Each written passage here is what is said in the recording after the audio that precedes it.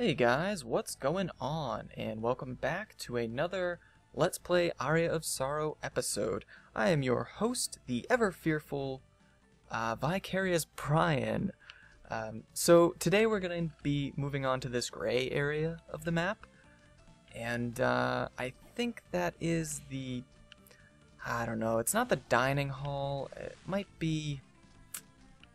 I can't remember the name of it, but we are going to be fighting some maids and exploring this dining hall looking area, and I think we're actually going to come across the first kind of difficult boss of the game. If I remember correctly, an old guide that I used to have says that you should be around level 16 to fight him. His name isn't really a spoiler, it's the what do you call it, the headhunter. So we're going to want to get 7 levels. I don't think we'll need it, but that's where the guide wants us to be. And I actually forgot to save the game last time, because I'm actually doing these in succession, all these episodes, most of them anyway. So I'm going to go back and save on them, and then we'll be moving on. Just so you guys know, I'm not actually using a guide to play the game. I just, for some reason, random things will stick out from when I, just flip through the guide. I don't even remember how I got it, because I don't own it at this point, so maybe I was reading it at a friend's house or something, or at a GameStop, or whatever. But either way, 16, that's the marker, I guess, but not a huge issue. So last episode we talked a bit about packs, how I'm very excited. For the most part, I'm going to try not to, reiterate anything. Ooh, that is a nice sword. Not till later, but that is a nice sword. But this episode, we actually have something a little different to talk about, because for some reason this is just a good time of the year, I guess. PAX is coming up, and probably the most hyped, the most excited I've been for a game in a long time is for Fire Emblem Awakening, which at the moment I'm recording this is coming out next Monday on the 4th. Hopefully by the time I've uploaded it, it'll be out and I'll be playing it, but we'll see. Very excited. I've always been a huge supporter of Fire Emblem. The first Fire Emblem released in the States, which is Fire Emblem 7, also known as Blazing Sword, I believe, in the Japanese, no subtitle in the US. It was the first, I would consider it the game that really made me a gamer. Made me someone who was excited to play games and, would actually keep updated on the news and look forward to certain announcements and things. At the same time, I would say that kind of makes it worse to be a gamer because you know about everything. There's less surprise, but I mean there are certainly perks as well. But I remember, I think it released in 2003, and I just remember seeing it in Nintendo Power. Let's see, I have no idea how old I would be, but a teenager of some sort. But I just remember reading Nintendo Power, and for some reason the article that they had just got me excited for this game. Because, I mean, it's in the strategy RPG genre, which are great games. I'm a huge fan of the genre. But as far as immediately visceral and awesome looking gameplay goes, it's not really that kind of game. It's a bit slower paced. So I'm kind of surprised the teenager me got so excited. But for whatever reason, I was pumped for it, and it came out, and I loved it. Probably in my top 10, ooh, we have a lance here, which is basically a slower stabbing item, or weapon. It blew me away. It's probably in my top 10 for my favorite games of all time. I won't necessarily say best, but certainly my favorite. And this Fire Emblem Awakening game looks like it might be as good as Fire Emblem 7. I've played the majority of the series at this point. I've played Fire Emblem, let's see, the 4th one and I don't remember the Japanese subtitles for these, but played the 4th one, the 6th, 7th, the 8th one, known as Sacred Stones, the 9th one, Path of Radiance, 10, Radiant Dawn, and 11, Shadow Dragon. So all of the US releases, in addition to 4 and 6. So it's definitely one of my core series, to say the least. Okay, so here we meet Julius Belmont. Essentially, this is... Oh, well, Jay. Spoiler alert, it's Julius Belmont. Sorry about that, guys. It's not really too hard to figure out, though. But yeah, Fire Emblem, definitely one of my favorite series out there. Very excited about Awakening. It looks like it added quite a few gameplay changes that I think will definitely be for the better.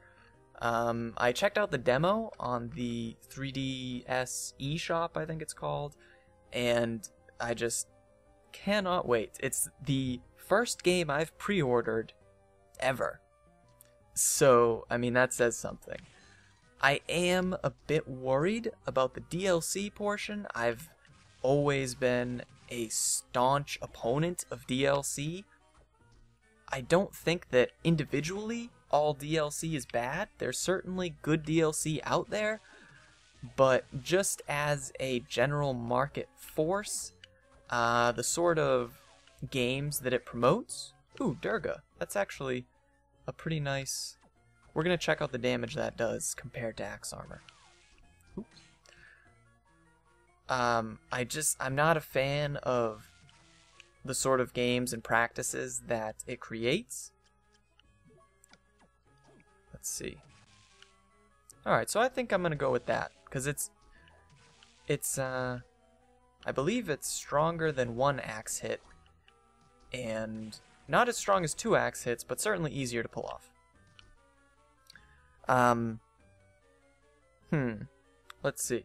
I am so scattered brained. I'm like trying to balance my extreme interest in stuff like PAX and Fire Emblem, but at the same time trying to, jump back to, oh yeah, we're playing Aria of Sorrow, another great game. Maybe we should focus on that a little more. But, no harm, no foul, I hope. Either way, though, it looks like it's definitely one of the better games. In stark contrast with the DLC sort of game gameplay, or not gameplay, but DLC strategy, let's say, that they're going with. Interesting note, the game over screen is actually this painting right here. Sort of neat that they threw it in the game. I like that. So I believe there's actually some free DLC that you get if you own the game in the first week or so, so I'll probably pick that up.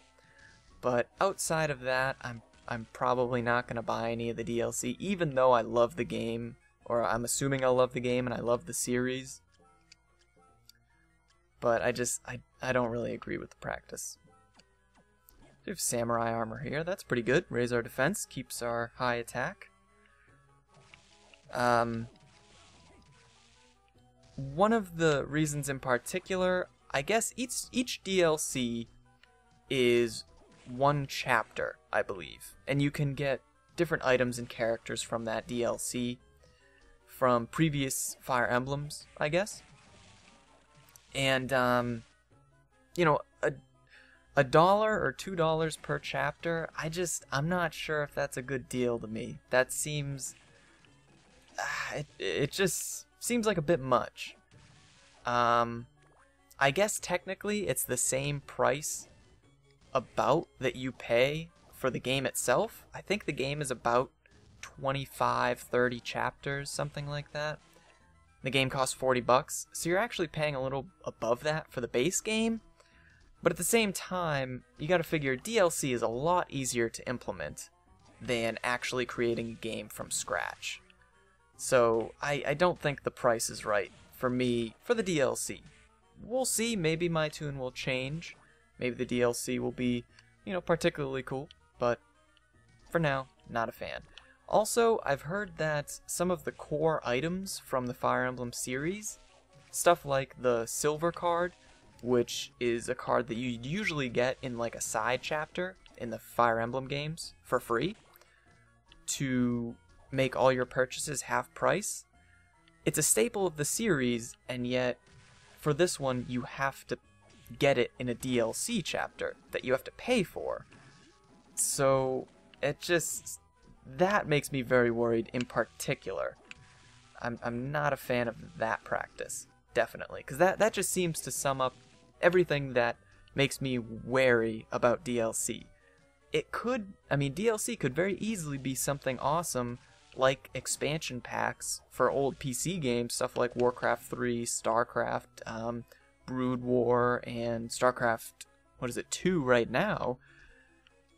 But if they do stuff like this, where they're basically taking features out of a game just to re-implement them in DLC to make money, that's a bit much.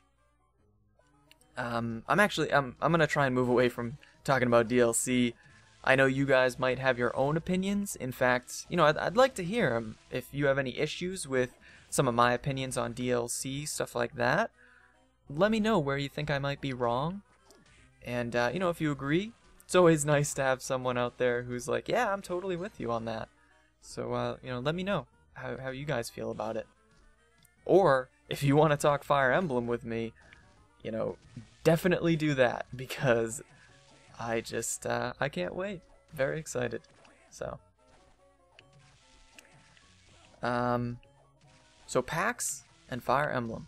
Two very exciting things on the horizon, as well as my birthday in a month or so. So, well, 2 months more like, but whatever. Alright, so we're gonna save here, and well, I guess we'll just have to move down a little bit and explore the rest of this castle. One of the other things about Fire Emblem Awakening, aka Fire Emblem 12, if any of you guys were curious as to where we're at, because the DS actually got a remake of Fire Emblem 3 on the DS that just wasn't released outside of Japan, unfortunately. But apparently it's supposed to, Fire Emblem 11 Awakening, is supposed to release on February 4th, but I guess there were a few GameStops in Canada that broke protocol, and it's really created quite the crazy situation around its release, because now everyone's all confused. People in America are hoping that it'll release earlier in America, and people in Canada, I think Canadian GameStops actually doubled back and took it off the shelves to comply with Nintendo's February 4th release date. But now it seems like, I believe US GameStops have sent out an email saying that there was no street date anymore, so now it's just waiting until the games actually come in, which would be great, but it seems like no one knows what's going on. Half the GameStops say this, half the GameStops say that, and it's not even necessarily along national lines. I mean, some of the GameStops in the US say you can buy it now, others say you can't. Just sort of chaotic. In addition to that, apparently there are huge, sales issues. They don't have enough copies of the game, and they might not get them until as late as the 8th in the US. Obviously 4 days after the release date. Which, I mean, if I have to wait that long, I will be pretty upset. I'm not too much of a rabid consumer. I won't, get really mad and yell at employees and stuff like that, but it'll definitely be something that is disappointing to me. As a, not a fanboy, but a general fan of Nintendo, I would hope that, they would have made their shipping process a bit easier for GameStop, as well as just, the people that are buying their game. I understand that they didn't exactly want to manufacture a bunch of the copies of Fire Emblem because it's a smaller series, so It might not sell as well as others, but this game has gotten a ton of press and a ton of interest, even from, you know, what you'd consider a non-core gamer at this point. So I don't think they'll have any worries with selling out their initial shipments. So that will be disappointing if I have to wait, or we collectively have to wait until, you know, a few days after the actual release date to get our games. That would be too bad. I keep doing this. Alright, so I need to move somewhere else, because apparently this is not the area that I want to be in. So we're going to shoot back across the map and explore down there a little bit. Yeah, okay. So that is the Fire Emblem talk. I'm gonna cut out on that for now. But if you guys are interested in any sort of updates and things in as far as like Fire Emblem is concerned specifically, for sure, but even general gaming news, let me know, and I'll populate the Let's Plays and other videos with a bit more of that if that's what you guys are interested in. On the other hand, if you want me to, you know, clam up and talk a bit more about Aria of Sorrow specifically, let me know. We can go back to the more game mechanics based commentary. But I just figured these are two things I'm real excited about. I gotta talk to someone about it, so you guys kind of got the shaft there, I guess. It's sort of interesting. I'm so interested in Let's Playing because most of my friends aren't too into games, things like that, so it's hard to find, you know, anyone to talk to about these sort of things. You know, I have a few friends, but for the most part, it's the college years as well. The time that you have to spend hanging out with friends and, you know, doing things that you want to do, you don't really get a ton of that. So it's nice to have this channel to sort of kick back, relax, and talk about some of the things that you want to talk about, as opposed to, you know, talking about Shakespeare and comedy of errors and junk like that. I'm an English major. I don't know if I've mentioned that to you guys. I think I have, in sort of like this strange condescending way early in the channel, so sorry if I came off as a jerk as far as that's concerned, but I'm an English major, so I definitely, you know, I like the Shakespeare-y stuff, but it's nice to be able to relax and talk about things that you don't necessarily have to work real hard to talk about. Alright, so hopefully we can find somewhere to utilize our cool new double jump ability. I'm thinking that that chunk in the middle, that gray chunk in the middle of the map, I think that's where we want to go. It's going to take us a little time, but, you know, it'll allow us to passively grow a few levels and get ready for the next area. And so far, I'm actually pretty impressed with how we've come along. The rate that we've been getting souls, in particular, something I've really been impressed about. But unfortunately, I think we're gonna have to stop the video here. I know we came into this video trying to, you know, hopefully get into a new area, which we sort of did, and maybe get close to a boss, but unfortunately, that was just not the way things are gonna work out. Although now that I look, it looks like maybe I missed that big chunk of gray area, so maybe we'll go back and check that out. So got a little sidetracked, but that's okay. Forgive me. I hope you guys can forgive me, and you know, if you have any comments or questions, throw them in the comment section, and I hope you guys have a wonderful day.